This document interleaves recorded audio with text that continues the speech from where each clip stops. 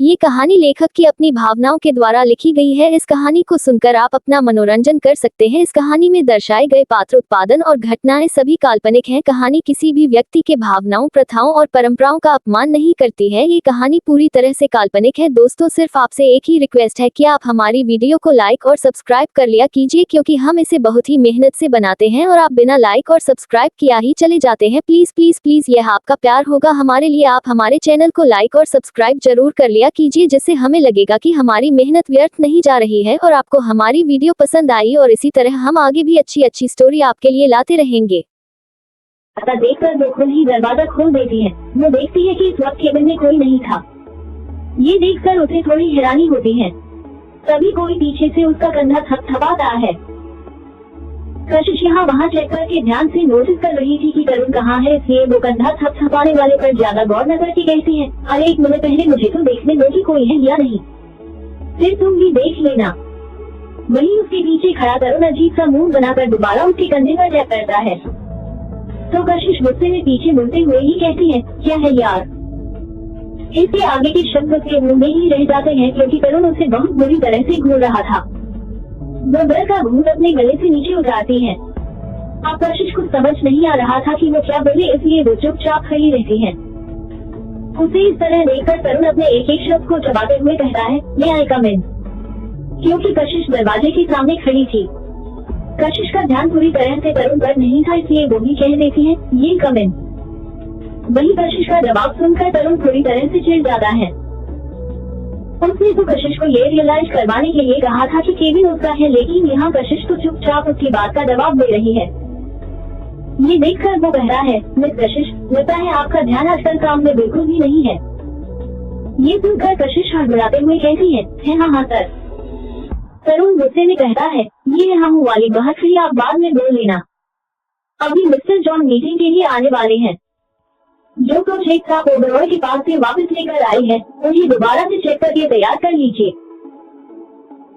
ये सुनकर कशिश पहले तो हाँ में अपना सिर हिला देती है, लेकिन तभी एक बार उसे माइंड में स्ट्राइक करती है। तो वह कहते हैं, सर, लेकिन आपको कैसे पता कि मैं वो प्रोजेक्ट वापस लेकर आने में सक्सेस रही हूँ। उसकी बात सुनकर तरुण पहले तो सटका जाता है, पर वो अपने एक्सप्रेशन चेंज नहीं होने देता और बात को संभालते हुए कहता है, मिस कशिश, इतना दिमाग तो आप लगा ही सकती है ना। मैंने आपसे कहा था कि अगर आप प्रोजेक्ट वापस नहीं ला पाए तो आप रिजाइन कर सकती हैं, लेकिन आप आए हैं तो ऑब्वियसली प्रोजेक्ट वापस लेकर ही आए होंगी। ये सुनकर कशिश अपना सिर हाँ में हिलाकर वहाँ से चली जाती है। वो अपने केबिन में जाकर उस पेन ड्राइव को अपनी डेस्क पर रख देती है। फिर वो वॉशरूम की तरफ चली जाती है। उसके जाने के बाद रोजी कशिश के केबिन में आती है और जल्दी से उस पेन ड्राइव की जगह दूसरी पेन ड्राइव रखकर उसे एक्सचेंज कर देती है। फिर एक बेबल स्माइल करते हुए कहती है, ओह माय डियर कशिश, तुम बड़ी हिम्मत करके ये प्रोजेक्ट वापस लाई थी, पर अब आपको तरुण से धक्के मारकर तुम्हें यहाँ से बाहर निकालेंगे। तभी उसको एहसास होता है कि वो काफी देर से वहाँ खड़ी है, इसलिए वो जल्दबाजी में वहाँ से चली जाती है। थोड़ी देर बाद कशिश केबिन में आती है। उसे कुछ अजीब लगता है, पर फिर भी वो ये सब इग्नोर करके पेन ड्राइव को उठाती है और मीटिंग रूम की तरफ बढ़ जाती है। मीटिंग रूम में इस वक्त एक चेयर पर तरुण बैठा था। उसी की साइड वाली चेयर पर मिस्टर जॉन बैठे थे। बाकी लेफ्ट और राइट साइड वाली चेयर पर ऑफिस के सभी डिपार्टमेंट के हेड बैठे हुए थे, जिनमें रोजी भी थी। वो मन मुस्कुरा रही थी। तरुण के पीछे ही कशिश, राहुल और केतन खड़ी थी, क्योंकि वो तीनों असिस्टेंट और सेक्रेटरी थे। कशिश अभी इन दोनों के बीच खड़ी थी। कशिश के ऑफिस वर्क के कारण उसकी राहुल और केतन से भी अच्छी खासी दोस्ती हो गई थी। वही मिस्टर जॉन की चेयर के पीछे उनका असिस्टेंट भी खड़ा था। सामने की दीवार पर एक बड़ा सा प्रोजेक्टर लगा हुआ था। मीटिंग रूम में अभी बिल्कुल सन्नाटा था। सबके चेहरे पर सीरियसनेस थी। तभी मिस्टर जॉन कहते हैं, मिस्टर सिंघानिया, आई थिंक अब हमें मीटिंग स्टॉप करनी चाहिए। उसकी बात सुनकर तरुण हाँ में सिर हिला रहा है और फिर कशिश को इशारा करता है। उसका इशारा समझकर कशिश प्रोजेक्टर की तरफ जाती है। राहुल और केतन भी उसके साथ ही चल देते हैं। कशिश जैसे ही प्रोजेक्टर को पेन ड्राइव से कनेक्ट करती है, रोजी के चेहरे पर एक एवल स्माइल आ गई। लेकिन तभी आगे का नजारा देखकर रोजी की आंखें हैरानी से बड़ी हो जाती हैं और कशिश के चेहरे पर तिरछी मुस्कान आ जाती है। उस प्रोजेक्ट में रोजी के काफी सारे बोल्ड और सेक्सी फोटोज थे। रोजी ने पेन ड्राइव में कशिश के फोटो एडिट करके रखे थे ताकि उसकी इंसल्ट हो, लेकिन यहाँ पर ये सब देखकर रोजी को समझ नहीं आता कि वहाँ पर उसके फोटोज कैसे आए। उसे अभी बहुत ज्यादा इंटरेस्टिंग फील हो रहा था। वही ये सब देखकर तरुण को बहुत गुस्सा आता है और वो कुछ कहने ही वाला होता है कि कभी प्रोजेक्टर में सीन चेंज हो जाते हैं, जिसे देखकर वो चुपचाप सब कुछ सुनने लगता है। ये सीन देखकर ऑफिस के सभी लोग हैरान रह जाते हैं, क्योंकि उनकी कंपनी को कई बार लॉस का सामना करना पड़ता है।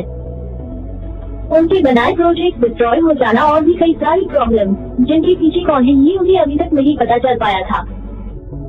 लेकिन अभी प्रोजेक्टर को देखकर सबके डाउट क्लियर हो जाते हैं कि इन सब के पीछे और कोई नहीं बल्कि रोजी थी। प्रोजेक्टर में दिखाया जा रहा था कि रोजी सबसे आगे रहने के लिए अपने से टैलेंटेड लोगों को धमकी देती थी, उनके साथ बुरा सलूक करती थी। अगर कोई प्रोजेक्ट तैयार करता तो उसे चुरा कर बनाने वाले की इंसल्ट करवाती और फिर थोड़ा चेंज करके खुद को टैलेंटेड बताती। यहाँ तक कि ओबरॉय को प्रोजेक्ट दिलवाने में भी उसने सलीना की हेल्प की थी। इन सब को प्रूव करने के लिए उस प्रोजेक्टर में काफी सारी पिक्चर्स थी, जिसमें वो कहीं बदतमीजी करते हुए, कहीं पर तरुण के बिजनेस राइवल्स के साथ तो कहीं सलीना के साथ थी। ये सब देखकर तरुण गुस्से में कहता है, गेट आउट।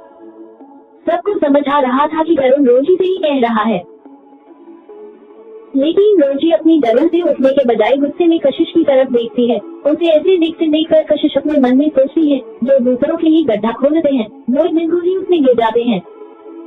तभी उसे याद आता है कि कैसे उसे इन सब के बारे में पता चला। फ्लैशबैक।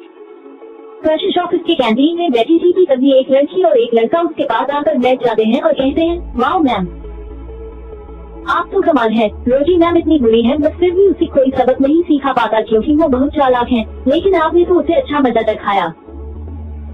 ये सुनकर कशिश हल्का सा स्माइल करती है और फिर कहती है, लेकिन सब उसे इतना रटे क्यों है, वो तो सिंघानिया फैमिली से जुड़ी हुई भी नहीं है। तो वो लड़की बोलती है, अरे मैम वो बहुत चालाक है, सबको बेवकूफ बनाना उनका काम है। फिर वो दोनों रोजी की काफी हरकतें कशिश को बता देते हैं। उसी टाइम कशिश डिसाइड कर लेती है कि वो रोजी की पोल खोल कर ही रहेगी। उसके बाद से कशिश ने उसके बारे में डिटेल्स निकालना शुरू कर दिया था। उसने वैसे तो ये सब बताने के लिए अलग टाइम सोच कर रखा था, पर जब रोजी उस पेन ड्राइव को एक्सचेंज करती है तो कशिश ने भी सोच लिया कि यही सही वक्त है और फिर वो सब कुछ बता देती है। प्रेजेंट। प्रोजेक्ट पर अभी भी ऐसे ही कुछ फोटोज चल रहे थे। रोजी गुस्से में कशिश की तरफ देख रही थी क्योंकि अब जो कुछ भी हुआ था उसके बाद अब तक की उसकी सारी मेहनत पर पानी फिर गया था। उसे दूसरी जगह अब जॉब तक नहीं मिलने वाली थी। तरुण अभी तक अपने गुस्से को कंट्रोल करते हुए रोजी को शांति से बोल रहा था। तभी उसका ध्यान प्रोजेक्टर पर जाता है, जहाँ पर रोजी के साथ एक लड़की की फोटो थी जो काफी खूबसूरत थी। उस लड़की का चेहरा देखकर ही तरुण के तन बदन में आग लग जाती है और राहुल और केतन दोनों ही अपने मन में कहते हैं, सौम्यता। उस फोटो को देखकर तरुण का बचा कुचा गुस्सा भी आउट ऑफ कंट्रोल हो जाता है और वो चिल्लाकर कहता है, सिक्योरिटी। उसकी आवाज इतनी भयानक थी कि एक बार के लिए तो सबके माथे पर पसीना आ जाता है। लेकिन कशिश हैरानी से तरुण की तरफ देख रही थी। उसे समझ नहीं आ रहा था कि तरुण को इतना कुछ जानने के बाद भी खुद को कंट्रोल किए हुए था, वो अचानक से इतना गुस्सा क्यों हो गया। सौम्यता की फोटो देखकर कशिश को लगा था कि वो भी शायद ऑफिस की कोई एम्प्लॉय होगी। उसे तरुण की गुस्से का कारण अभी भी समझ नहीं आ रहा था। इतनी ही देर में दो गार्ड आ जाते हैं, इस लड़की को धक्के मारकर यहाँ से बाहर फेंक दो। ये बोलकर तरुण गुस्से में वहाँ से चला जाता है। वो गार्ड्स भी रोजी को सड़क पर ले जाकर पटक देते हैं। रोजी वापस पीछे मुड़कर उस बिल्डिंग के टॉप फ्लोर को देखते हुए कहती है, मैं तुमसे अपनी इस बेइज्जती का बदला लेकर रहूंगी कशिश। इतना बोलकर वो वहाँ से चली जाती है। उसकी आंखों में कशिश की ये नफरत साफ दिख रही थी। वही तरुण अपने केबिन में आकर अपनी चीजों को यहाँ से वहाँ फेंकने लगता है। उसका गुस्सा आउट ऑफ कंट्रोल हो गया था। उसकी नजरों के सामने बार बार सौम्यता का चेहरा घूम रहा था। टू मीटिंग सक्सेसफुल। अब आगे। मीटिंग रूम में से तरुण जा चुका था और सभी डिपार्टमेंट के मैनेजर्स को भी वापस भेज दिया गया था। अब वहाँ पर सिर्फ कशिश, राहुल, केतन, मिस्टर जॉन और उसका असिस्टेंट ही बचे थे। तभी राहुल धीरे से केतन के कान में कहता है, तू अभी तरुण भाई के पास जा और उनको रिलैक्स करने की कोशिश कर। अगर फिर भी नहीं मानते तो सार्थक भाई को बुला लेना। राहुल की बात सुनकर केतन जल्दी से अपना सिर हाँ में हिला देता है और फिर वहाँ से चला जाता है। अब बेचारे मिस्टर जॉन को तो कुछ समझ नहीं आ रहा था। वो तो यहाँ मीटिंग करने के लिए आए थे पर यहाँ इतना कुछ हो गया। तो फिर वो कुछ सोचकर राहुल से कहते हैं, मिस्टर राहुल, आई थिंक ये मीटिंग अब नहीं हो पाएगी। मुझे कल ही वापस जाना है, तो मैं ये मीटिंग किसी और के साथ कर लूंगा। उसकी बात सुनकर राहुल का चेहरा थोड़ा परेशानी से भर जाता है, क्योंकि वो जानता था कि सिर्फ एक मीटिंग का कैंसिल होना भी पर उनकी इमेज पर दाग बन जाएगा। वो कुछ कहता उससे पहले ही मिस्टर जॉन उठने लगते हैं तो कशिश कहती है, मिस्टर जॉन, किसने आपसे कहा कि मीटिंग पॉसिबल नहीं है? ये अभी ही होगी। और वैसे भी सर यहाँ नहीं है, पर मीटिंग प्रेजेंट तो हम ही करने वाले थे। आप एक बार प्रोजेक्ट और आइडियाज चेक कर लीजिए। मेन जो भी आपका डिसीजन होगा वो आप सर को बता सकते हैं। राहुल कशिश से कहता है, कशिश आर यू श्योर कि तुम ये कर पाओगी? कशिश अपनी गलती झपका कर हमें उसे इशारा कर देती है। मिस्टर जॉन के लिए भी ये मीटिंग इम्पोर्टेंट थी, इसलिए वो भी कशिश की बात मानकर वहाँ बैठ जाते हैं। कशिश अब रियल पेन ड्राइव को प्रोजेक्टर से कनेक्ट करती है और फिर हर एक चीज बारीकी से समझाने लगती है। वो प्रोजेक्ट के सारे बेनिफिट भी समझाती है। करीब 9 घंटे बाद मीटिंग ओवर होती है, लेकिन हमेशा काम से थकने वाले तीनों लोग अभी भी इंटरेस्ट से कशिश की बात सुन रहे थे, जैसे कि अगर वो अभी और 2 घंटे बोलेगी तो भी चलेगा। थोड़ी देर बाद भी जब कोई कुछ नहीं बोलता तो कशिश को लगता है कि शायद किसी को उसके आइडिया पसंद नहीं आए, तो फिर वो एक आखिरी कोशिश करते हुए कहती है, सर अगर आपको कंफ्यूजन है तो फिर। तभी मिस्टर जॉन तालियां बजाने लगते हैं और ये देखकर राहुल और मिस्टर जॉन का असिस्टेंट भी तालियां बजाने लगते हैं। ये देखकर कशिश को कुछ समझ नहीं आता। वो कुछ कहती उससे पहले ही मिस्टर जॉन कहते हैं, मिस यू आर ऑसम, हमें आपके आइडिया काफी ज्यादा पसंद आए हैं और हम ये रील सिंघानिया एम्पायर के साथ ही करेंगे। ये सुनकर राहुल और कशिश दोनों के चेहरे पर स्माइल आ गई। तभी मिस्टर जॉन राहुल से हैंडशेक करते हुए कहते हैं, now I have to leave mister Rahul, मेरा असिस्टेंट कल पेपर वर्क कंप्लीट करवा देगा। Okay now I will be back after some time. इतना बोलकर वो खुशी खुशी अपने असिस्टेंट के साथ वहाँ से चले जाते हैं। तभी राहुल कशिश से कहता है, वाह कशिश, यू आर अमेजिंग, क्या बोलती हो तुम? उसकी बात सुनकर कशिश झट से कहती है, वही जो आप सुन रहे हैं। इतना बोलकर वो हंसने लगती है। उसे हंसता देखकर राहुल भी स्माइल करता है। तभी उसका ध्यान टाइम पर जाता है तो वो टाइम देखकर हैरान रह जाता है और कहता है, ओह माय गॉड, 10 बज गए। ये सुनकर कशिश की भी आंखें बड़ी हो जाती हैं। वो दोनों ही एक साथ बाहर जाकर देखते हैं तो पूरा ऑफिस खाली हो चुका था, बल्कि ज्यादातर लाइट्स भी ऑफ थी। कशिश और राहुल एक दूसरे के सामने देखकर बेचारा सा मुंह बनाकर कहते हैं, क्या सब हमें भूल गए? तभी राहुल के फोन पर मैसेज आता है जो उसने मीटिंग के बाद अभी ही ऑन किया था। मैसेज केतन ने भेजा था, तरुण भाई काफी थके हुए थे इसलिए मैं उन्हें घर लेकर आ गया, और पल्लवी माँ ने बोला है कि आज सिंघानिया मेंशन में ही आ जाना। ये मैसेज 6 बजे का था, लेकिन उसके बाद भी काफी सारे मिस कॉल उसके फोन में आ चुके थे। राहुल जैसे ही केतन को कॉल बैक करने की कोशिश करता है तो उसका फोन बेल हो जाता है। ये देखकर वो काफी परेशान हो जाता है। कशिश उसे इस तरह परेशान देखकर पूछती है, क्या बात है राहुल, कोई प्रॉब्लम है क्या? तो राहुल नाम इसे हिलाकर कहता है, नहीं प्रॉब्लम तो कुछ नहीं है, बस घर से काफी सारे फोन आ चुके हैं, मेरा फोन बेल हो गया है, मैं रिप्लाई भी नहीं कर पा रहा, सब परेशान हो रहे होंगे। राहुल की बात सुनकर कशिश को भी अपना फोन याद आता है और वो जल्दी से उसे ओपन करती है तो उसका फोन नोटिफिकेशन से खचाखच भर जाता है। बार बार मैसेज पर मैसेज आ ही जा रहे थे। ये देखकर कशिश को तो ऐसा लगता है कि अब उसका फोन बस ब्लास्ट होने ही वाला है, और करने वाले भी ज्यादा लोग नहीं बल्कि सिर्फ सोफिया ही थी। उसने कशिश से हर मैसेज में सेम ही सवाल पूछा था कि वो आज इतना लेट कैसे हो गई और रिप्लाई क्यों नहीं कर रही। उसने किसी मैसेज में इमोजी तो किसी में हिंदी और किसी में इंग्लिश में मैसेज भेजा था। ये सब देखकर कशिश अपने मन में कहती है, ये बेवकूफ लड़की रहती तो बिंदास है, पर कभी टेंशन हो ना तो पुराने जमाने की दादी नानी से भी डेंजरस बन जाती है। फिर वो सोफिया को जल्दी से एक मैसेज अपने आने का करके फोन बंद कर देती है, क्योंकि वो जानती थी कि एक बार उसने कशिश को ऑनलाइन देख तो सोफिया आंधी तूफान की तरह मैसेज की भरमार करने के लिए टूट पड़ेगी। राहुल कशिश के ऐसे एक्सप्रेशन देख कर पूछता है, क्या हुआ कशिश, क्या तुमने किसी को बताया कि हम बस आने ही वाले हैं? तो कशिश हाँ में अपना सिर हिला देती है और दोनों ही ऑफिस से बाहर आ गए। रात काफी हो गई थी इसलिए अब उन्हें कोई कैब भी नहीं मिल रही थी। हालांकि सिंघानिया मेंशन दूर था, पर इतना भी नहीं कि वो दोनों पैदल चल कर ना जा सके। करीब आधा घंटा लगने वाला था उनको पहुंचने में। राहुल कशिश से कहता है, अगर तुम कंफर्टेबल नहीं हो तो फिर केतन या सार्थक भाई को कॉल कर लो, कोई आ जाएगा। कशिश ना में अपना सिर हिलाकर कहती है, नहीं, मौसम काफी अच्छा है, पैदल ही चलते हैं। वैसे भी मुंबई आने के बाद से मैं ये खूबसूरत नजारे नोटिस करना ही भूल गई। कशिश की बात सुनकर राहुल को काफी अच्छा लगता है। हालांकि उसके दिल में कशिश के लिए कोई ऐसी वैसी फीलिंग नहीं थी, वो सिर्फ उसकी अच्छी दोस्त थी। पर फिर भी उनकी दोस्ती इतनी पुरानी नहीं थी कि इतनी रात को वो दोनों एक दूसरे के साथ चले।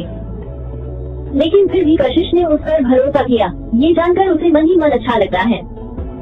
तभी चलते चलते कशिश कहती है, राहुल एक बात पूछूं?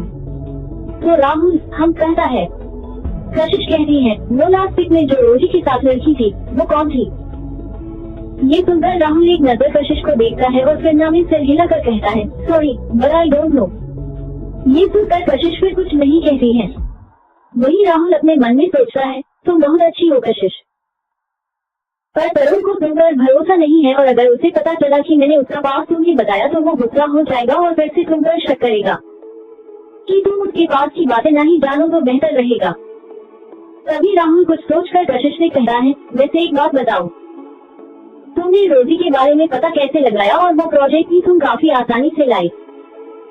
हालांकि वो कशिश पर विश्वास करता था लेकिन फिर भी एक बार वो भी कशिश के एक्सप्रेशन देखना चाहता था, क्योंकि तरुण ने उसे कहा था कि कशिश जरूर ओबेरॉय के साथ जुड़ी हुई है और अपना इंप्रेशन बनाने के लिए ही जानबूझकर हमारी हेल्प कर रही है और बिना हमारे कहे भी इतना काम कर रही है।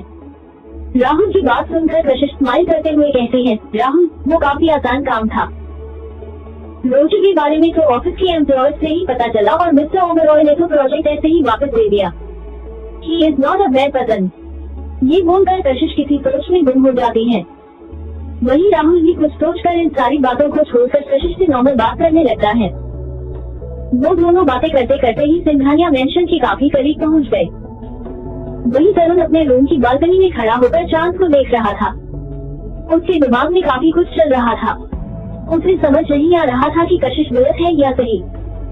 कभी उसे लगता जैसे वो उसके दुश्मनों से मिली हुई है, तो कभी लगता कि वो उसे कोई नुकसान नहीं पहुंचाएगी।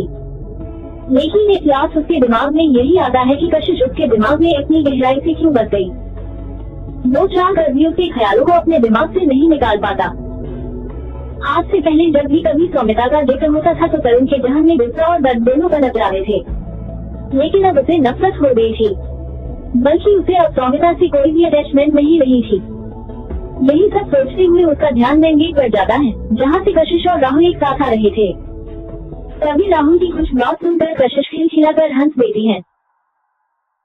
ये देखकर तरुण को अच्छा नहीं लगता। वो अपने मन में सोचता है, ये लड़की भी वैसी ही है, वो मेरे करीब आने की कोशिश करती थी और ये मेरी फैमिली के करीब आने की कोशिश कर रही है। इतना सोचकर वो अपना मुंह पीट कर अंदर चला जाता है। आप इस एपिसोड को समझने के लिए पीछे का एपिसोड जरूर सुनने और इसी तरह की और भी रोमांचक स्टोरी को सुनने के लिए हमारे चैनल एसएस एक्सप्लेनर को लाइक और सब्सक्राइब कर ले। अब एपिसोड में आगे कशिश टॉक सार्थक। अब आगे कशिश और राहुल सीधा अपने अपने रूम में चले जाते हैं और फिर थोड़ी देर बाद सब नीचे लिविंग एरिया में मिलते हैं। कशिश नीचे आती है तो सोफिया झट से उसको गले लगा लेती है। ये देखकर सब हैरान रह जाते हैं। वहीं कशिश धीरे से उसके कान में कहती है, Sophie I am fine, don't behave like this. इतना बोलकर वो उसे हल्का सा खुद से दूर कर देती है। सोफिया को भी समझ आ जाता है कि उसने अपनी नादानी में क्या कर दिया। सब अभी भी उन दोनों को हैरानी से देख रहे थे। तभी कनिका आकर कहती है, मम्मा मैं आपसे नाराज हूँ। तो कशिश उसके पास जाकर घुटनों के बल बैठकर पूछती है, क्या हुआ बच्चे? तो कनिका अपनी आंखें छोटी करके सोफिया को घूरते हुए कहती है, ये बच्चड़ी सोफी ने मुझे आज मारा। तो कशिश अपनी आंखें बड़ी करके कहती है, बच्चे मैंने आपको कितनी बार समझाया है सोफी मासी बोलो। कशिश की आंखें बड़ी करने पर कनिका को बुरा लगता है और वो भागकर सार्थक के पैरों से लिपट जाती है और झूठ मूठ कर रोते हुए कहती है, ई। उसको ऐसी हरकत करते देख सोफिया चिढ़ जाती है और अपने मन में कहती है, छकी नहीं नौटंकी हूँ। तभी सार्थक उसको गोद में उठा लेता है और बोलता है, अरे बच्चा आप इतना रो क्यों रहे हो? तो कनिका खुशी से चाहते हुए कहती है, आप कितने अच्छे हो ना। मैं मम्मा को बोलूंगी कि वो आपसे शादी कर ले, फिर मेरे पास भी नहीं होंगे और मम्मा गुस्सा करेगी तो मैं आपके पास आ जाऊंगी। उसकी बात सुनकर सभी हैरानी से कशिश के सामने देखने लगते हैं और वही ये सुनकर कशिश को तो लगता है जैसे कि उसका कलेजा मुंह को आ जाएगा और वो गुस्सा करते हुए कहती है, ये क्या बकवास है कन्नू। तो कनिका उसे शांत करते हुए कहती है, अरे मेरी बोली एंजल मम्मा, मैं आपकी शादी अपने लिए डैडी ढूंढ कर थोड़े ही करवाऊंगी। मेरे पास दो मम्मा है, पर मैं एक डैडी से काम चला लूंगी। आपके लिए तो प्रिंस चार्मिंग आएगा। फिर तरुण की तरफ इशारा करके, बिल्कुल इनके जैसा। ये सुनकर सब तरुण को देखने लगते हैं, पर कन्नू की बात से तरुण को अपने मन में एक अनजानी खुशी ने घेर लिया था, पर उसे समझ नहीं आता कि ये खुशी किस बात की है। कन्नू ने उसे परफेक्ट बताया इसलिए, या फिर कशिश के लिए उसको चूज किया इसलिए। वही उसकी बात सुनकर कशिश तो अपना सिर पीट लेती है। उसे समझ नहीं आता कि वो उसकी ऐसी बेतुकी बातों का क्या जवाब दे। फिर वो जल्दी से उसे सार्थक की गोद से नीचे उतारती है और सार्थक को सॉरी बोलकर उसे लपकते हुए कहती है, पागल लड़की, मम्मा आपके लिए डैडी खुद ढूंढ लेगी। अभी आप जल्दी से डाइनिंग टेबल पर जाओ। तो फिर कनिका भी उसकी बात मानकर कृति के साथ डाइनिंग एरिया में चली जाती है। कशिश जैसे ही वापस पीछे मुड़कर देखती है, सब उसे अजीब नजरों से देख रहे थे। सबके मन में एक ही ख्याल आ रहा था, ये बेटी अपना ही बाप खुद ढूंढ रही है और ऊपर से कशिश उसे ये कह रही है कि मम्मा खुद ढूंढ लेगी।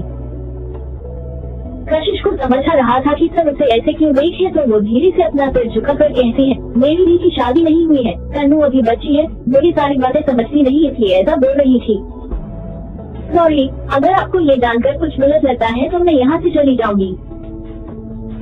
कशिश जानती थी कि कुछ लोगों की सोच ऐसी होती है, वो ऐसे मैटर में भी एक लड़की को ही दोष देते हैं और गंद भी बोलते हैं, और कशिश ये सारी बातें नहीं सुनना चाहती थी।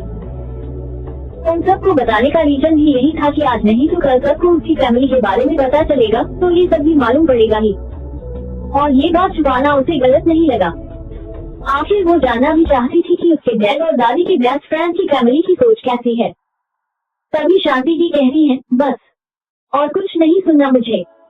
फैमिली मेंबर्स सभी हैरानी से उन्हें देख रहे थे। तो कशिश कहती है, आई एम सॉरी दादी, मैं अभी चली जाऊंगी। तो दादी हंसने लगती है। ये देखकर सबकी जान में जान आती है, क्योंकि सबको अब कशिश से अटैचमेंट हो चुका था और उसके जाने की बात सुनकर किसी को भी अच्छा नहीं लगता। कशिश अभी भी कंफ्यूजन में दादी की तरफ देख रही थी कि तभी दादी उसके पास आकर उसके सिर पर हाथ रखकर कहती है, बेटा जो हो चुका उसके बारे में भूल जाओ और अपनी बहन से कहना कि नई शुरुआत करे। और तुमने ऐसा सोच भी कैसे लिया कि हम तुम्हें जाने को कहेंगे। ये सुनकर कशिश के चेहरे पर मुस्कान आ गई। वे सब खाना खाने के लिए चले जाते हैं, लेकिन सार्थक खाने से मना करके अपने रूम में चला जाता है। उसके चेहरे के हाव भाव को देखकर कशिश को कुछ अजीब लगता है। वही सार्थक अपने कमरे में आकर बालकनी में खड़ा चांद को एक टक निहारते हुए कहता है, तुम मुझे मिल क्यों नहीं जाती कनिष्का? और क्या है ऐसा जो बार बार कनिका से जुड़ी हर एक बात मुझे तुमसे करने की लगती है? एक स्पेशल बॉन्ड बन गया है उसके साथ। बार बार उसके सामने वो खूबसूरत चेहरा घूम रहा था। वो ऐसे ही अपने विचारों में गुम होता है कि कभी उसका फोन बजता है और कॉलर आईडी पर नाम देखकर उसके चेहरे पर खुशी और हैरानी दोनों के भाव आ जाते हैं, क्योंकि ये अभय का कॉल था। अभय सार्थक का पर्सनल एजेंट था जो उसे हर इंफॉर्मेशन चुटकियों में निकाल देता था। 5 साल पहले ही सार्थक ने अभय को कनिष्का की फोटो देकर पता लगाने के लिए कहा था, लेकिन वो कभी भी ये काम नहीं कर पाया। ऐसा नहीं था कि अभय इनकैपेबल था, लेकिन शायद इंफॉर्मेशन हाइड करने वाला उससे भी स्मार्ट था। इन 5 सालों में कभी भी अभय ने सार्थक को कॉल नहीं किया। हमेशा सार्थक ही उसे कॉल करता था और हमेशा उसका जवाब नहीं होता था कि उसे कनिष्का के बारे में कुछ भी पता नहीं चला। लेकिन आज अभय का कॉल देखकर वो जल्दी से फोन उठाकर कह रहा है, हाँ बोलो अभय, तुमने मुझे अभी क्यों कॉल किया? सार्थक का जवाब देते हुए अभय कह रहा है, सर मैंने उन्हें कल जयपुर में देखा। मैंने उनका पीछा किया और फिर से शुरुआत की उनके बारे में पता लगाने की, लेकिन कुछ पता नहीं चला। ये सुनकर सार्थक थोड़ा सा उदास हो जाता है, लेकिन फिर भी अभय ने कनिष्का को देखा था। इससे बड़ी बात कुछ नहीं थी, क्योंकि इन 5 सालों में तो सार्थक को ऐसा लगने लगा था कि शायद कनिष्का उसका कोई भ्रम ही थी। फिर वो हम बोलकर कॉल कर देता है। सार्थक अपने आप से कहता है, मैं काम करता हूँ, जयपुर चला जाता हूँ। लेकिन तभी उसे याद आया कि दादी ने आज ही सबको 1 हफ्ते की छुट्टी लेने का बोला है। इन 7 दिनों में कोई भी कहीं भी नहीं जाएगा, सिर्फ शादी पर ही सबका ध्यान होना चाहिए। ये याद करके सार्थक का मूड ऑफ हो जाता है और फिर वो सोचता है, और अगर मैं जिद करके चला भी गया तो तरुण की शादी है, उसे बुरा लग जाएगा। वो यही सब सोचते हुए अपने कमरे में इधर से उधर चल रहा था और अपने हाथ में पकड़े फोन को दूसरे हाथ पर बार बार टैप करे जा रहा था। तभी उसके गेट का डोर नॉक होता है। वो ज्यादा ध्यान न देते हुए कम इन बोल देता है।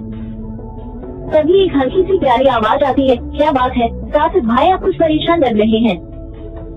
सार्थक हैरानी से पीछे मुड़कर देखता है और बोलता है, कशिश तुम इस वक्त यहाँ, कुछ काम था क्या। उसने कशिश को अभी अपने रूम में बिल्कुल भी एक्सपेक्ट नहीं किया था। कशिश के हाथ में एक प्लेट थी। वो उसे काउच के सामने पड़ी टेबल पर रख देती है और सार्थक के पास आकर उसका एक हाथ पकड़कर उसे सोफे पर बैठा देती है और फिर कहती है, आपको पता है मेरी बहू कहती है कि जब भी परेशान हो खाना छोड़ने के बजाय डबल खाना चाहिए। कशिश के इतना कहते ही सार्थक किसी ख्याल में गुम हो जाता है। इंग्लैंड 5 साल पहले सार्थक एक ऑप्शन में आया था। यहाँ हर फैकल्टी से बिजनेसमैन आए हुए थे, चाहे वो होटल, ज्वेलरी, कलेक्शन, कंस्ट्रक्शन जैसा भी बिजनेसमैन हो। सार्थक भी यहाँ आया था। तभी उसकी नजर एक खूबसूरत सी लड़की पर जाकर रुक जाती है। वो भी शायद इसी ऑप्शन का हिस्सा थी, जहाँ बाकी सारे बिजनेसमैन परेशान खड़े थे कि कौन इस ऑप्शन को जीतेगा। वहीं वो लड़की ठूस ठूस कर खाना खा रही थी। उसे इस तरह खाते देखकर सार्थक उसके पास जाकर कहता है, आप तो ऐसे खाना खा रही है मिस, जैसे बंदों से भूखी है। क्या आपको टेंशन नहीं हो रही कि रिजल्ट क्या होगा। वही कनिष्का, जिसने इतनी देर तक सार्थक के सामने भी नहीं देखा था, वो अब कहती है, मुझे तो लगता है जब परेशान होना तो ज्यादा खाना चाहिए। प्लीज कशिश का शिकायत मोड ऑन। अब आगे। वैसे आपको देखकर ऐसा लग रहा है जैसे कि आप कुछ ज्यादा ही परेशान हैं। इतना बोलकर वो अपनी ही प्लेट को हल्का सा सार्थक के सामने सटा देती है और अपने खाने को कंटिन्यू रखती है। उसकी खूबसूरती और मासूमियत को देखकर सार्थक को पता ही नहीं चलता कि कब उसका हाथ आगे बढ़कर कनिष्का की प्लेट में से खाना उठाकर खा लेता है। वो दोनों ही सेम प्लेट में से खाने लगते हैं। तभी कनिष्का अपनी प्लेट को अपने पास खींचकर आंखें छोटी करके सार्थक से कहती है, और ये लो। 1 मिनट मिस्टर, मैंने सिर्फ एडवाइस दी थी कि परेशान हो तो खा लो, ये नहीं कि मेरी ही प्लेट खाली कर दो। इतना बोलकर वो अपनी प्लेट लेकर दूसरे साइड जाने लगती है और जाते हुए ही अपनी उंगली से इशारा करके कहती है, सुंदरिया उस साइड है। ये सब देखकर सार्थक अपनी हरकतों पर झेप जाता है, पर फिर उसके फेस पर प्यारी सी स्माइल आ जाती है। प्रेजेंट। यही सब सोचते हुए सार्थक के फेस पर स्माइल आ जाती है, लेकिन उसकी आंखों में उदासी थी, जिसे कशिश भी नोटिस कर लेती है। उसे शायद कुछ समझ आ रहा था, पर वो जल्दबाजी नहीं करना चाहती थी। सार्थक सोचते हुए ही हाथ बढ़ाकर खाना खाने लगता है और वो अपना सारा खाना फिनिश कर देता है, जिसे देखकर कशिश स्माइल करते हुए कहती है, लगता है आप कुछ ज्यादा ही परेशान हैं। अगर आप चाहें तो मुझे शेयर कर सकते हैं। तो सार्थक अपना सिर नामे हिलाते हुए कहता है, नहीं नहीं, ऐसा कुछ नहीं है। वैसे इसके लिए थैंक्स, वो प्लेट की तरफ इशारा करते हुए कहता है। और हाँ, मैं अब बिल्कुल भी टेंस नहीं हूँ। उसकी बात पर कशिश मुस्कुराते हुए कहती है, वेरी गुड, और फिर हंसने लगती है तो सार्थक भी हंसने लगता है। उसी टाइम तरुण, जो किसी काम से सार्थक के रूम में आया था, उसे कशिश को सार्थक के रूम में देखकर फिर से वही ख्याल आता है जो कशिश को राहुल के साथ देखकर आया था कि वो उसकी फैमिली की ले जाने की कोशिश कर रही है। फिर वो हल्का सा खान पता है तो सार्थक और कशिश दोनों ही उस तरफ देखते हैं। तरुण को देखकर कशिश जल्दी से वो प्लेट लेकर रूम से बाहर चली जाती है। पता नहीं क्या था ऐसा कि कशिश को किसी से भी बात करने में हिचक नहीं महसूस नहीं होती थी, पर तरुण से फॉर्मल या काम की बात के अलावा वो कुछ कह ही नहीं पाती थी। उस दिन की उन दोनों का मोमेंट तरुण तो शायद भूल गया, लेकिन कशिश को तरुण को देखकर दोबारा वही सब याद आने लगता और एक अजीब सी फीलिंग महसूस होती थी। कशिश के जाने के बाद तरुण थोड़ी देर सार्थक से बात करके अपने स्टडी रूम में चला जाता है। वही कशिश जो कॉरिडोर में से जा रही थी, तभी राहुल उसके सामने आकर कुछ पेपर पकड़ाता है। कशिश ये देखकर अपनी भौहें उछला देती है तो राहुल कहता है, लगता है मिस्टर जॉन तुम्हारे काम से कुछ ज्यादा ही खुश हैं। इतनी जल्दी पेपर भिजवा भी दिए। तुम एक काम करो, ये तरुण को जाकर ये भी बता दो कि हमें डील मिल गई है और साइन भी करवा लो। उसकी बात सुनकर कशिश जल्दी से अपना सिर नामे हिला कर कहती है, नहीं नहीं, ये काम तुम ही करो। पता नहीं उनके सिर पर कौन सा ग्रहण लगा हुआ है, जब देखो तब चिड़े हुए ही रहते हैं। मुझे देखते हैं तब तो और चिढ़ जाते हैं। अभी मैं गई तो पता नहीं अपने गुस्से का कौन सा बॉम्ब मेरे ऊपर ब्लास्ट करेंगे। ये सुनकर राहुल हंसने लगता है और कहता है, ऐसा कुछ नहीं है, तुम ऐसे ही घबरा रही हो। वो बस उस दिन थोड़े गुस्से में थे, otherwise he is very sweet person. उसकी बात पर कशिश उसे एक वियर्ड सा लुक देते हुए कहती है, राहुल तुम स्वीट की बात कर रहे हो, अगर वो मुझसे सीधे मुंह बात कर लेना तो मैं उन्हें चॉकलेट नहीं चॉकलेट क्या चाशनी से भी मीठा बोल दूं, पर नहीं स्माइल कर लेंगी तो हर्जाना देना पड़ेगा, और अगर देना भी पड़ेगा तो भगवान ने अच्छा खासा पैसा दे रखा है, वो तो हर्जाना भी भर सकते हैं, पर नहीं कंजूस चेहरे हैं ना, क्यों हर्जाना भरने का पैसा वेस्ट करे। इतना बोलकर वो एक लंबी सांस लेती हैं। तो वही राहुल उसे हैरानी से आंखें फाड़े और मुंह खोले देख रहा था। उसने कशिश को आने के बाद से लेकर अब तक कुल मिलाकर भी इतना बोलते हुए नहीं देखा था, और किसी की शिकायत वो तो उसे जैसी करनी ही नहीं आती थी, पर कशिश का ये रूप देखकर उसे काफी हैरानी हो रही थी। वही कशिश को भी अब समझ आ रहा था कि उसने अपनी अजीब सी फीलिंग को शांत करने के लिए तरुण की अच्छी खासी शिकायत कर दी है। फिर वो राहुल को देखती है जो अभी भी सेम एक्सप्रेशन से कशिश को देख रहा था। ये देखकर वो पपी फेस बनाकर कहती है, आई होप ये बात तुम उनसे नहीं कहोगे ना। ये सुनकर राहुल पहले तो हंसने लगता है, पर फिर कह रहा है, अब तुम इतना प्यार से बोलोगी तो मैं मना कैसे कर पाऊंगा। लेकिन अब ये पपी फेस बनाने से कुछ नहीं होने वाला, साइन तो तुम्हें ही करवाने पड़ेंगे। उसकी बात सुनकर कशिश अपना मुंह बना लेती है और फिर उसके ज्यादा इंसिस्ट करने पर वो पेपर्स लेकर सार्थक के रूम की तरफ चली जाती है। उसके जाने के बाद भी राहुल उसको स्माइल करते हुए देख रहा था। तभी उसे अपने दोनों कंधों पर भार महसूस होता है, क्योंकि तने और केतन दोनों ही लगभग उसके कंधे पर चढ़कर अपने बल को लंबा खींचकर कहते हैं, ओह है, लगता है किसी को कोई पसंद आ रहा है। तो राहुल गुस्से में दोनों को अपने कंधे से झटक कर कहता है, बकवास बंद करो बेखुद को, बहन जैसी है वो मेरे लिए। इतना बोलकर वो वहाँ से गुस्से में चला जाता है। तो तने अपना सिर खुजाते हुए कहता है, यार उन्हें देखकर तो लग रहा था कि शायद उन्हें कुछ हो रहा है। तो केतन उसके सिर पर चप्पल लगाते हुए कहता है, अबे साले, मैंने तो पहले ही बोला था ऐसा कुछ नहीं है। अब उन्होंने कशिश को अपनी बहन माना है तो बहन के लिए भी नजरें तो प्यार भरी ही होंगी ना, और वो तो है ही इतनी प्यारी कि कोई भी उसको देखकर स्माइल करने लगेगा। इतना बोलकर केतन वहाँ से चला जाता है तो तने भी उसके पीछे पीछे चला जाता है। वही कशिश जब सार्थक के रूम में पहुँचती है तो वो अकेला खड़ा था। कशिश को फिर से अपने रूम में देखकर वो उससे वहाँ आने का कारण पूछता है तो कशिश कहती है, वो मुझे इन पेपर्स पर मिस्टर सिंघानिया की सिग्नेचर चाहिए थे। ये सुनकर सार्थक कहता है, वो तरुण स्टडी रूम में है, और हाँ राहुल ने मुझे बताया कि तुमने वो मीटिंग तरुण के वहाँ से जाने के बाद भी काफी अच्छे से हैंडल की। Well and good job. ये सुनकर कशिश हल्का सा स्माइल करते हुए थैंक यू बोलकर उसके रूम से बाहर आ जाती है और फिर स्टडी रूम की तरफ अपने कदम बढ़ा देती है। वही स्टडी रूम में तरुण अपनी फाइल में उलझा हुआ था, क्योंकि दादी ने एक हफ्ते तक सबको घर पर रुकने को कहा था, और तरुण की शादी थी इसलिए वो काफी बिजी रहने वाला था, तो वो अपना काम अभी कर रहा था। तभी डोर पर नोक होता है। तरुण बिना देखे कम इन बोल देता है और कहता है, कबर्ड की सेकंड ड्रॉ में जो ब्लू कलर की फाइल है वो देना जरा। तरुण को लगा था कि राहुल या केतन होगा। कशिश भी उसकी बात पर वो फाइल लेकर आ जाती है और टेबल पर रख कर कहती है, सर इस पर आपकी साइन चाहिए।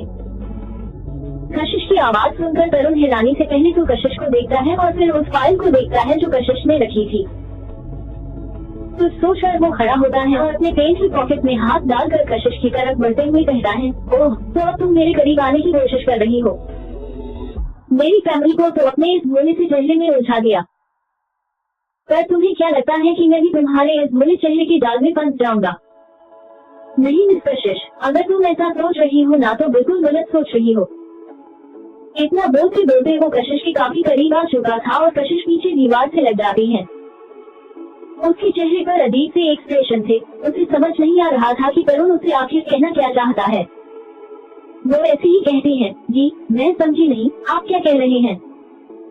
उसकी बात सुनकर तरुण को गुस्सा आता है कि वो भोली बनने का नाटक कर रही है, और वो अपने हाथ की हथेली को जोर से कशिश की साइड में दीवार पर रखते हुए कहता है, ये मासूमियत मेरे सामने दिखाने की बिल्कुल भी जरूरत नहीं है। मुझसे और मेरी फैमिली से जितना हो सके दूर रहना। मेरी फैमिली ने तुम्हें इस घर में कोना दिया है, इसका ये मतलब नहीं है कि तुम यहाँ पर सबके सिर पर बैठने की कोशिश करो। तुम सिर्फ एक वकर हो मेरी।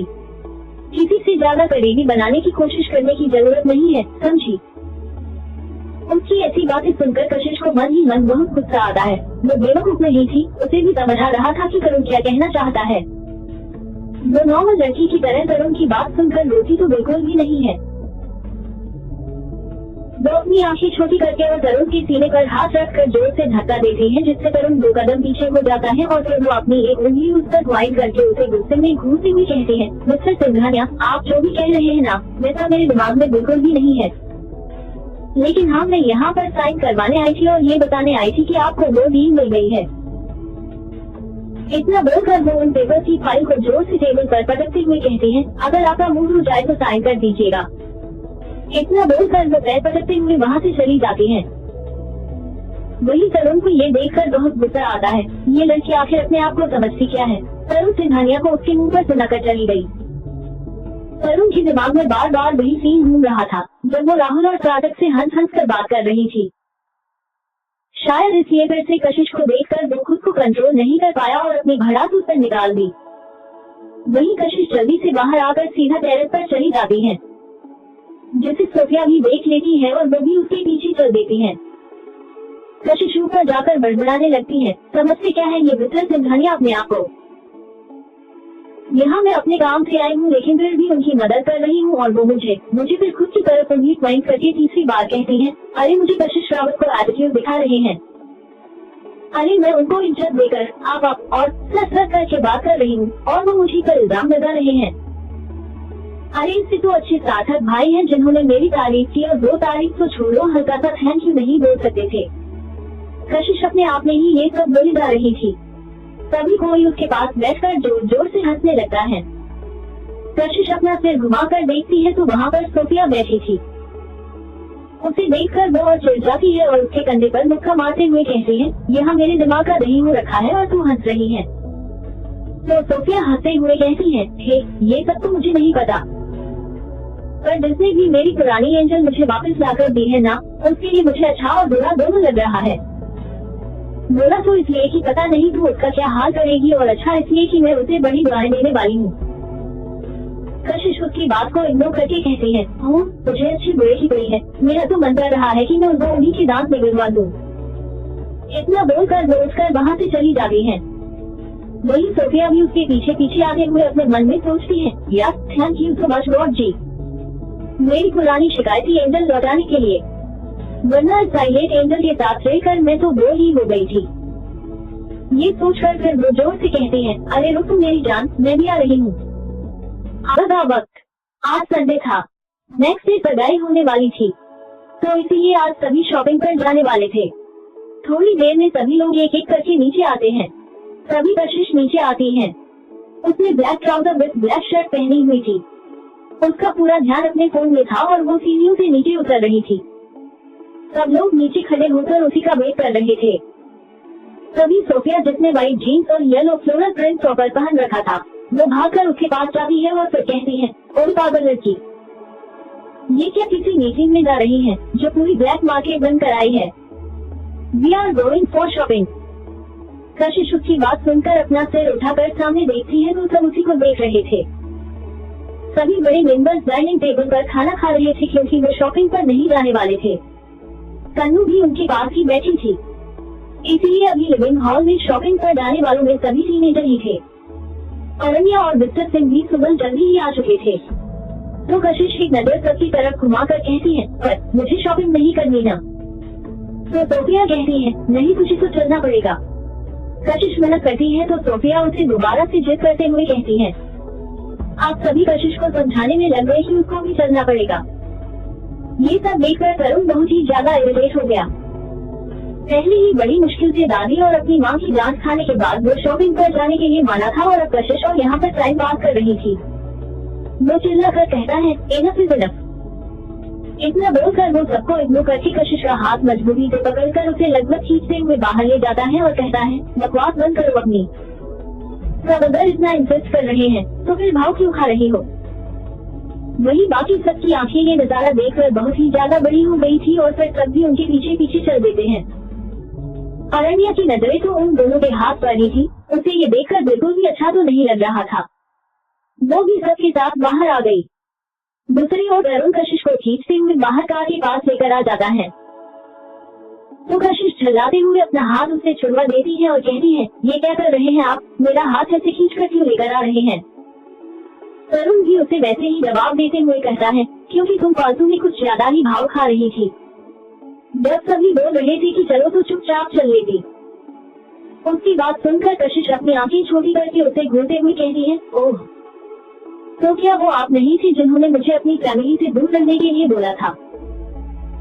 उसकी बात सुनकर तरुण पहले तो थोड़ा हड़बड़ा गया, पर फिर कहता है, हाँ तो मैंने तुम्हें सबके सामने अपनी ये चमकीले दांतों वाली टूथब्रश की एक करने से मना किया था, जो तुम सबके सामने ही करके हंसती रहती हो ना, उसे छोड़कर अपने काम पर ध्यान दो, समझी। कशिश तश में आकर एक उंगली तरुण के सामने पॉइंट करके कहती है, एक मिनट मिस्टर सिंघानिया, मैं किसी को टूथब्रश की एक दिखाऊं या टूथपेस्ट की, उससे आपको क्या। तभी तरुण कुछ बोलता उससे पहले ही बाकी सब वहाँ पर आ जाते हैं, तो कशिश तरुण से थोड़ी दूर आकर बाकी सभी के पास चली जाती है। तरुण भी एक नजर सबको देखकर फिर अपनी कार में बैठ जाता है। तो धीरे धीरे सब कार में बैठ जाते हैं और फिर शॉपिंग के लिए निकल जाते हैं। शॉपिंग मॉल में पहुंचकर सभी अपने ही कपड़े देखने लगते हैं। बॉयज सब एक तरफ बैठे थे, क्योंकि उनको बस एक बार कुछ चूज करना था, जो कि बाद में उनके घर पर पहुंचा दिया जाता। गर्ल्स सभी शॉपिंग में बिजी थी, स्पेशली अरण्या के लिए कपड़े लेने थे।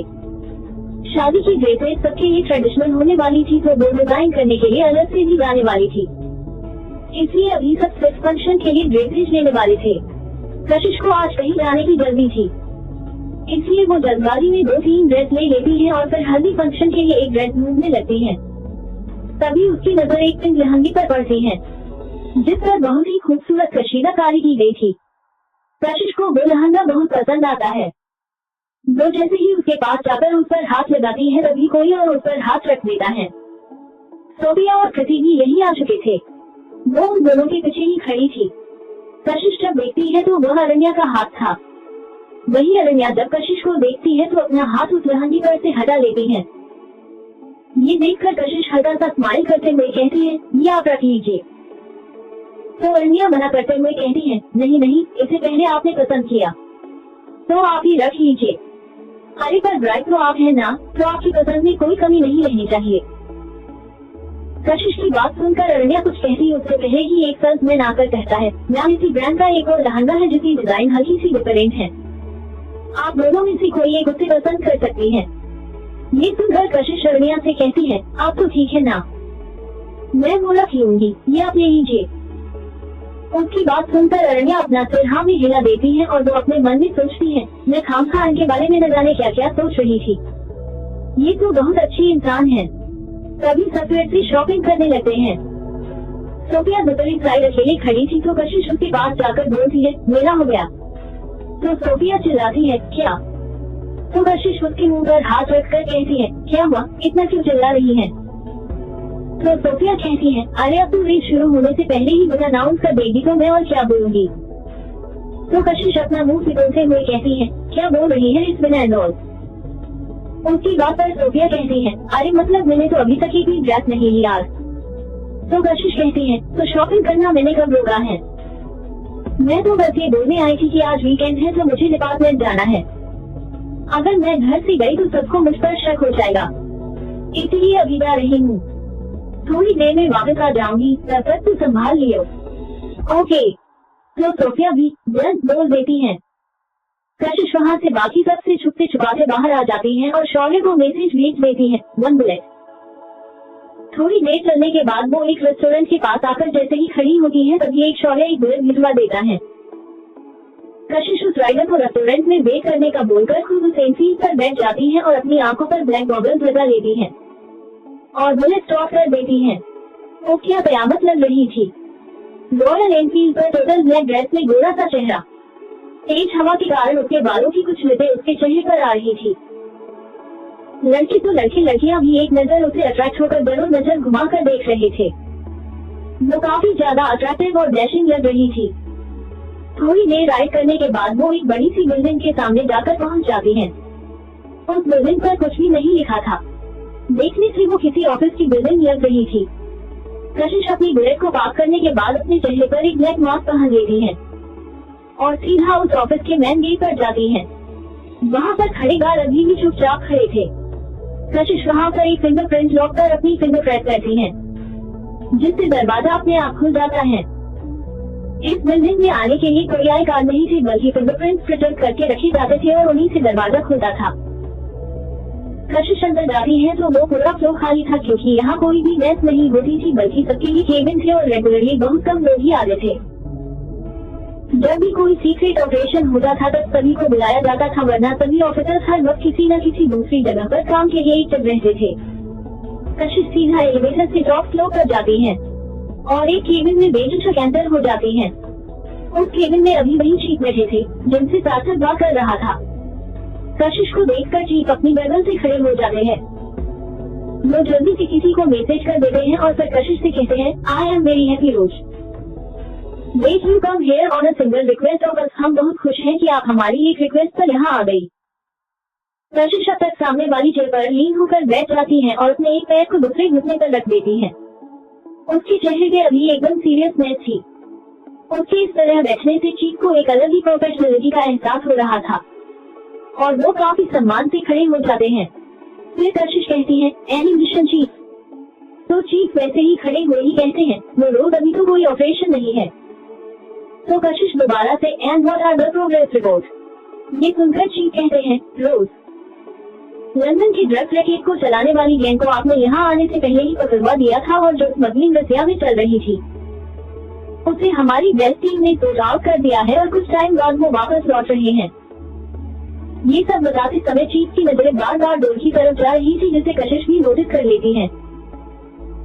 फिर कशिश अपनी डगर से खड़ी होकर अपने आई परफेक्ट से गॉगल्स लगा लेती है और अपने दोनों हाथों को ट्राउजर के पॉकेट में डाल देती है और चीफ से कहती है, then chief, I think I have to leave. If you need my help in any operation you can call me. फिर डोर के पास जाकर उससे आधा खोलकर दोबारा चीफ के सामने मुड़कर कहती है, आई थिंक चीफ, आपको अपने ऑफिसर्स को मुझसे मिलवाने के बजाय उनको उनके काम के लिए मोटिवेट और डेडिकेट करना चाहिए। इतना बोलकर वो वहाँ से चली जाती है। वहीं उसके जाने के बाद चीफ ढंग से अपनी चेयर पर बैठ जाते हैं, क्योंकि कशिश के वहाँ होने और उसके ऑरा से उन्हें बहुत डर लग रहा था। और वही कशिश की लास्ट लाइन सुनकर चीफ अपने आप से कहता है, उफ, रोज तो बहुत ज्यादा इंटेलिजेंट है। मेरी सिर्फ नजरों को देखकर उन्हें पता चल गया कि मैं उन्हें किसी से मिलवाना चाहता हूँ। और फिर हल्का सा स्माइल करते हुए, आखिर वो भी क्यों ना। इंसान की नजर से उसकी मन की बात को जान लेना और भी कई क्वालिटीज की वजह से ही तो वो इतनी ज्यादा कम एज में भी मुझसे ऊपर की पोस्ट रखती है। मुझे तो लगता है वो प्रिंस से भी छोटी ही होगी। इतना सोचकर वो मुस्कुरा देते हैं। वही सार्थक जब उस मैसेज को देखता है जो उसे चीफ ने भेजा था, वो देखकर वो काफी ज्यादा टेंस हो जाता है और अपने मन में सोचता है, ओह गॉड, मैं ये कैसे भूल गया कि आज वीकेंड है और रोज आने वाली थी। इतना सोचकर वो बिना किसी से कुछ बोले वहाँ से भागकर बाहर निकल जाता है। जब अगर उसे ऐसे भागते देखता है तो वो उसे रोकने ही वाला होता है कि कभी तरुण उसे रोक देता है और कहता है, he happened to because of some sudden urgent work। ये सुनकर अगर भी हाँ में सर हिलाकर बैठ जाता है। आगे स्टोरी और भी इंटरेस्टिंग है, आपको बहुत मजा आने वाला है, तो इसका नेक्स्ट एपिसोड देखना बिल्कुल ना भूले और चैनल को अपने प्यारे प्यारे हाथों से लाइक और सब्सक्राइब कर लें और अपने दोस्तों को शेयर करना बिल्कुल ना भूले और अपना प्यार भरा कमेंट जरूर करें और दोस्तों कम से कम 200 लाइक का टारगेट पूरा कर दे। मिलते हैं नेक्स्ट एपिसोड में, धन्यवाद।